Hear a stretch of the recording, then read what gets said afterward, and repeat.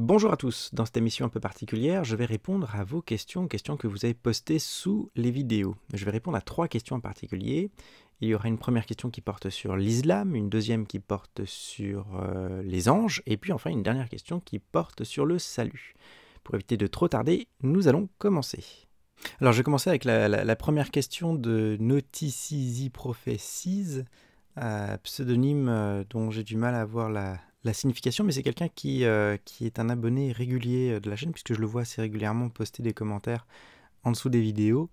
Et donc il nous pose une question, ou plus exactement il lance une affirmation, à savoir que l'islam n'est pas une religion, mais un système totalitaire. Alors est-ce que l'islam n'est pas une religion? Est-ce que c'est vrai d'affirmer que l'islam n'est pas une religion?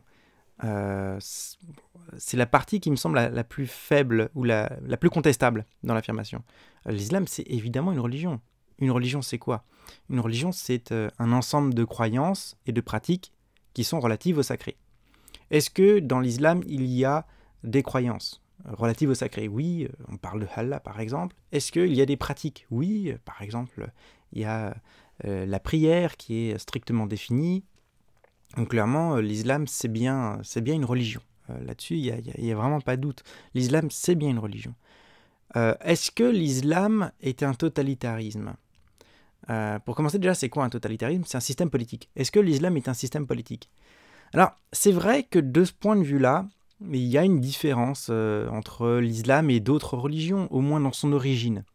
Quand on regarde le christianisme à l'origine, Jésus n'est absolument pas un leader politique. Il n'a jamais eu aucune position politique, contrairement par exemple à Moïse dans le judaïsme. Dans le cas de l'islam, Mahomet est un chef politique.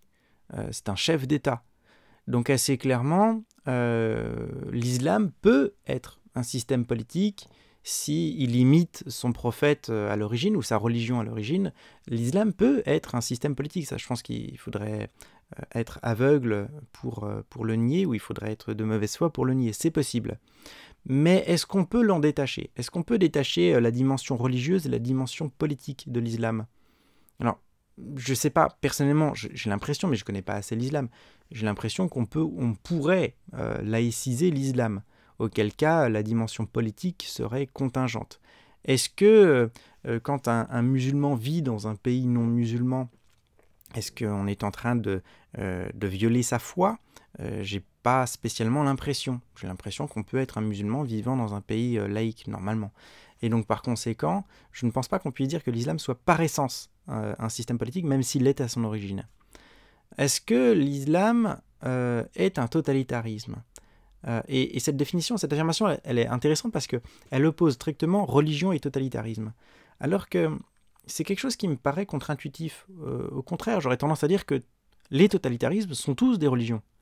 La plupart des totalitarismes ont produit, en quelque sorte, des religions sécularisées. Des religions dans lesquelles on va définir ce qu'est l'État et on va faire de l'État un être sacré.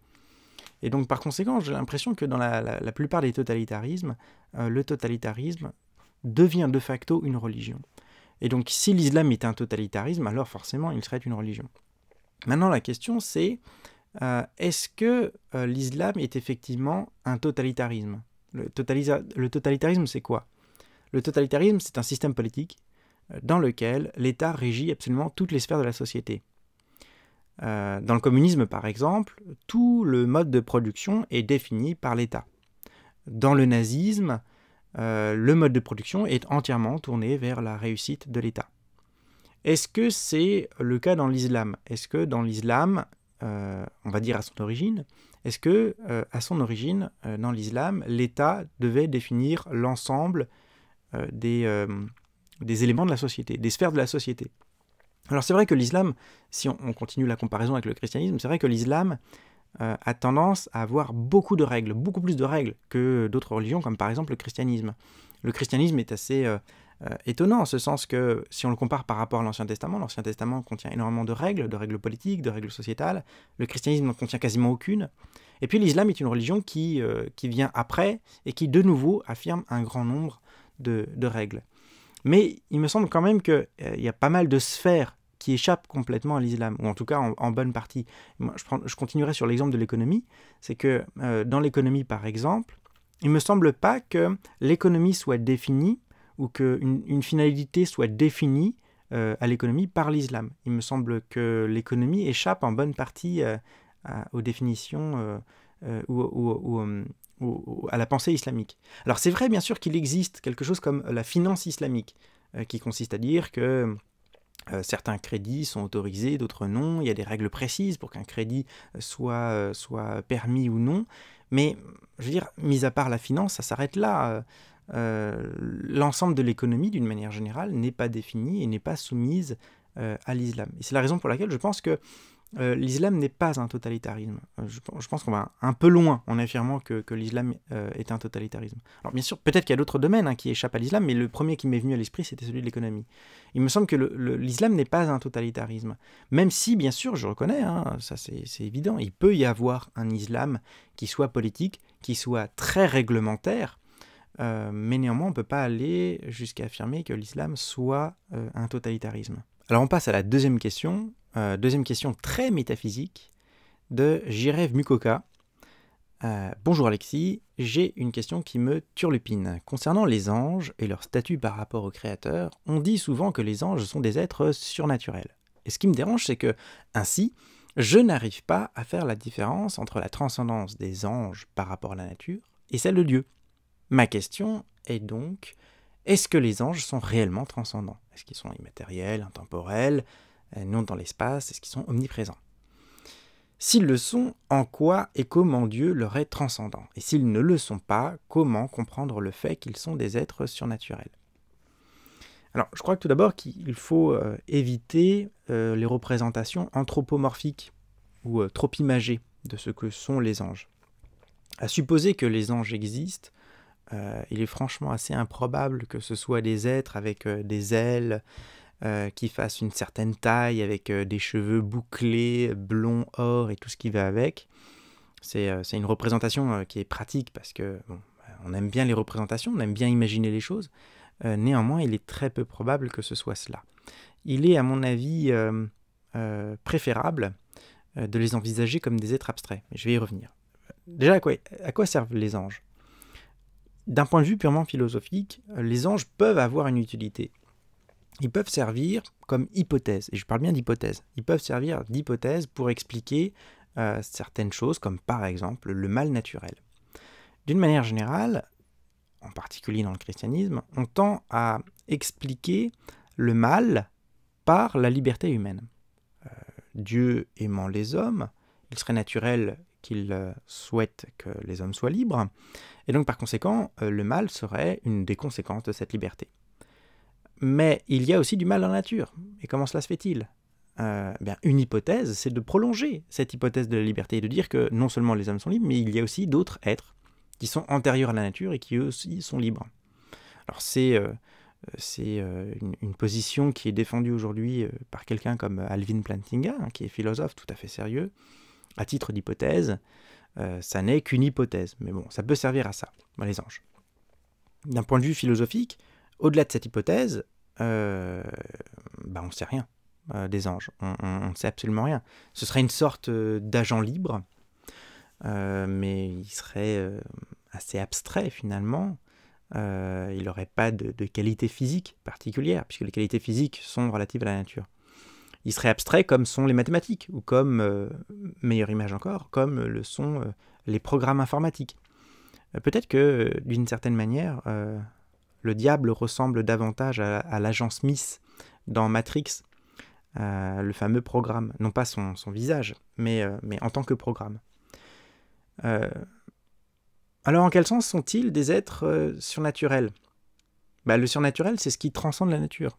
C'est une dimension qui est logiquement antérieure à la nature et qui détermine la nature. Et il est tout à fait possible d'imaginer qu'il y ait ainsi plusieurs dimensions. Habituellement, on a tendance à en voir deux. On voit d'un côté Dieu et puis ensuite la nature. Rien n'empêche d'imaginer qu'il y a une dimension, Dieu, qui transcende une autre dimension qui est celle des anges, qu'il a créée, et que les anges eux-mêmes transcendent à leur tour une autre dimension qui est la nature. Rien n'empêche qu'il y ait trois dimensions plutôt que deux. Je ne vois pas en quoi ça pourrait poser problème. Si je devais absolument donner une analogie, je dirais que c'est un peu comme si Dieu était un ordinateur.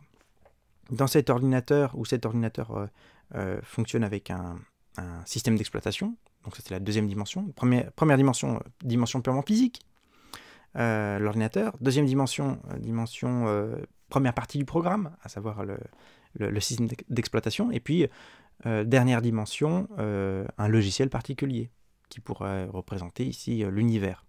On peut tout à fait imaginer différentes strates de réalité, où la strate la plus fondamentale détermine la deuxième strate, qui elle-même détermine la troisième strate. C'est possible à imaginer. Et donc on pourrait imaginer de la même manière la transcendance de Dieu déterminant les anges, qui eux-mêmes déterminent de façon transcendante l'univers. Mais j'avoue que chaque dimension, je la conçois plutôt comme étant une dimension qui détermine la suivante, mais sans perturber son ordre. C'est-à-dire que je crois en la fermeture causale, je crois en la complétude de l'univers. Je pense que les sciences peuvent, autant que possible, expliquer intégralement l'univers, sans avoir recours à Dieu. Dieu explique l'existence de l'univers, mais son ordre lui-même, en dehors des lois fondamentales, on va dire, ensuite, tout peut être expliqué intégralement par les sciences. Je pense que même les miracles tombent dans cette explication scientifique possible. Je pense que cela reflète beaucoup mieux l'intelligence de Dieu si l'univers est conçu comme une totalité cohérente. Si au contraire Dieu devait intervenir régulièrement en provoquant des trous dans la causalité interne de l'univers, cela reflèterait beaucoup moins son intelligence. Et donc j'ai tendance à penser ainsi la relation entre Dieu, les anges s'ils existent en tant qu'hypothèse, et puis l'univers, comme trois dimensions de l'existence, une dimension absolument fondamentale qu'est Dieu, ensuite une deuxième dimension qui est déterminée par la première qui est les anges, et puis une dernière dimension qui est tout simplement l'univers, qui est l'ensemble des réalités physiques, matérielles, terrestres. Alors on termine avec la dernière question, la question de Clément, qui pose la question suivante, plus précisément d'ailleurs il s'agit d'une objection. Dieu s'est-il sacrifié sur la croix pour sauver les pécheurs ? Pourtant, à cause de sa manière d'expier les péchés, c'est-à-dire la mort de son Verbe, enfin la mort de Jésus, plus la sincère repentance, beaucoup moins de gens entreront au paradis. Pourquoi ? Car beaucoup plus de gens croient en un Dieu bon qui pardonne par la sincère repentance, plutôt qu'en un Dieu bon qui pardonne par sa propre mort et la sincère repentance.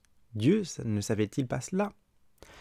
Alors, il y aurait plusieurs éléments à donner pour corriger quelques petits points, mais je vais éviter d'allonger inutilement l'émission, et donc je vais aller droit au but. Donc c'est vrai que les chrétiens affirment que la mort et la résurrection de Jésus sont nécessaires ou permettent le salut des chrétiens. Mais Clément répond donc que s'il faut croire qu'effectivement Jésus est mort et ressuscité, eh bien, cela ajoute une condition au simple repentir, ça ajoute une condition pour être sauvé. Et donc le salut devient plus difficile, et par conséquent, on peut douter que Dieu ait effectivement été le plus sage qui soit. Il aurait été beaucoup plus sage de se dispenser de cette condition.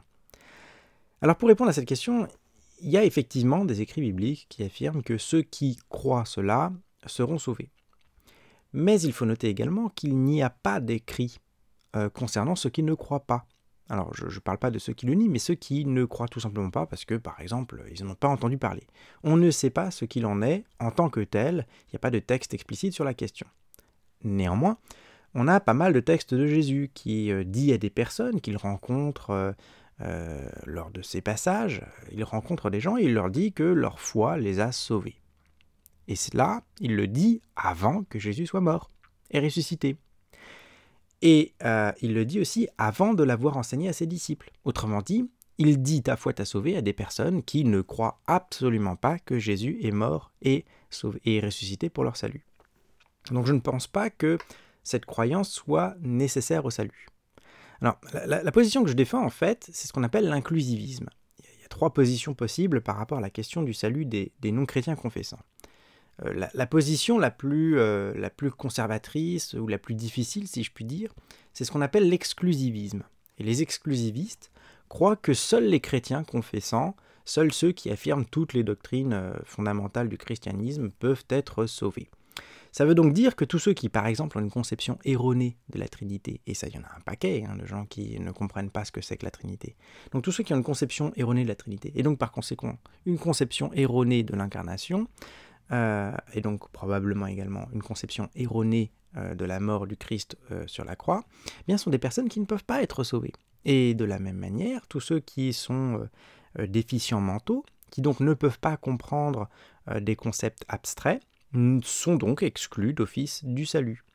C'est une conception que je trouve étrange pour un Dieu d'amour. Donc j'écarte cette position, mais c'est la position que semble prêter à tous les chrétiens Clément. Deuxième position possible, c'est ce qu'on appelle le pluralisme. Alors, selon les pluralistes, eh bien, toutes les religions, ou en tout cas plusieurs d'entre elles, permettent d'être sauvées. Mais le problème de cette position, c'est que les religions ont quand même des métaphysiques et des valeurs qui sont contradictoires entre elles. Toutes les religions ne défendent pas la même vision de la réalité et ne défendent pas la même vision du bien. Ça paraît donc assez peu cohérent d'affirmer que des gens qui ont des idées complètement contradictoires, complètement antagonistes sur ce qu'est le bien ou ce qu'est la réalité, puissent être sauvés dans la même réalité. Ça paraît complètement étrange. Et puis enfin, la dernière position, donc c'est celle que je défends, l'inclusivisme. Les inclusivistes pensent que le christianisme est vrai, que effectivement l'événement de la mort et de la résurrection de Jésus est un événement qui sauve, d'après le christianisme tout simplement, mais qu'il n'est pas nécessaire de le croire. C'est-à-dire que ce n'est pas la croyance qui sauve, mais c'est l'événement lui-même qui apporte le salut. C'est l'événement et non la croyance qui sauve. Et c'est la position qui me paraît être donc justement la plus raisonnable. Donc si je ne pense pas qu'il soit nécessaire de croire que Jésus est mort et ressuscité pour notre salut, pour être effectivement sauvé, donc si je ne pense pas que cette croyance est nécessaire pour être sauvé, bien, je ne peux donc pas suivre Clément dans sa conclusion selon laquelle Dieu aurait manqué de sagesse en ajoutant des conditions complètement inutiles au salut. Voilà, c'est la fin pour aujourd'hui. Alors si vous avez des questions, n'hésitez pas à les poster en dessous de cette vidéo pour une prochaine émission de ce type-là. D'une manière générale, essayez d'éviter de me les envoyer en privé pour deux raisons. D'une part parce que vous risquez de voir vos questions se perdre dans les limbes des réseaux sociaux d'Internet, et d'autre part parce que tout simplement personne n'en profite. Si vous avez la possibilité de les formuler le plus brièvement possible, ce serait parfait, ça permettrait de les traiter plus facilement. Surtout, n'hésitez pas à me dire ce que vous avez pensé de cette émission, de son format dans les commentaires. N'oubliez pas de liker, de vous abonner, et sur ce, je vous dis à très bientôt.